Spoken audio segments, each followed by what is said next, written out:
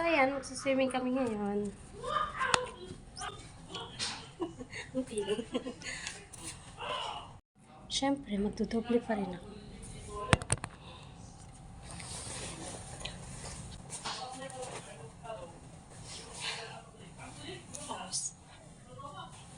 Ang sexy.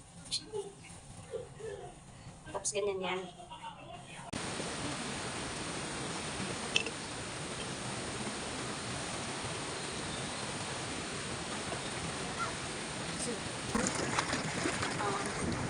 Oh my God. Enjoy ko na lang.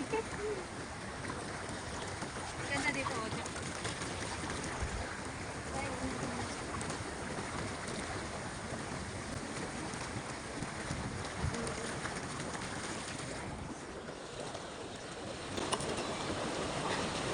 Sobrang init. Ayoko sanang maligo pero kailangan kong magbabad kasi pag nakababad ka, parang lumalamig yung pakiramdam mo, yung katawan mo. Pero kapag nakaahon ka, wala.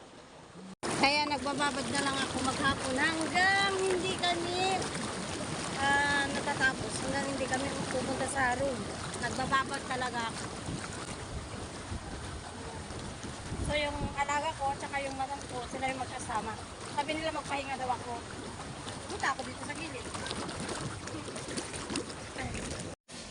So ayan, dahil andyan na din yung amo kong lalaki, sabi nila ako na daw ako at magpantay ako dito sa kuan.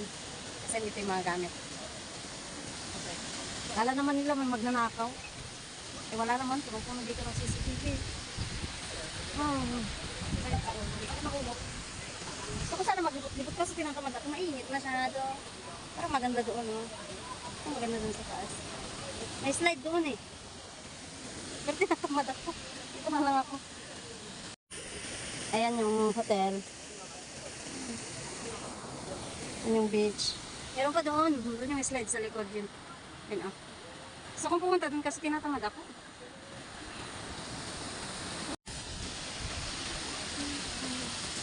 Masarap ng buhay. Pahiga-higa lang.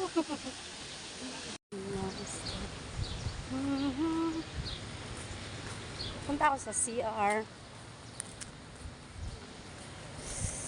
Ang init masyado.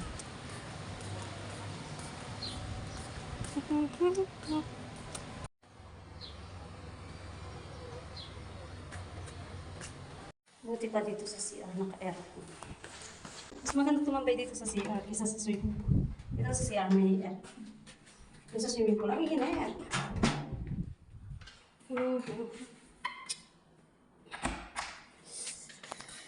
Tingnan nyo naman. Walang katao-tao. Ako lang. Maganda ata dito magsewa-sewa.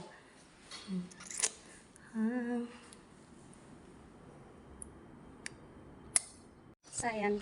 Natulog na lang kasi ako sa upan kanina. So sabi ng amo ko, punta ka na dun sa loob. Magpahinga ka na doon. Nagpagod-paguran lang ako eh. Napasok na ako. Pupunta na ako dun sa kwarto. Maligo na daw ako. Kasi pupunta daw kami ng mga. Sinisip na ako dito. Tsura ko ano yun.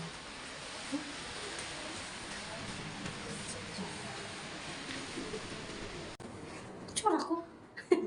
Haggard. Buti na lang may filter. Ano ba yung haggard ko? So yan, hanggang dito na lang. Kasi kailangan ko magmadali. Maliligo na ako at pupunta kami sa sabaw.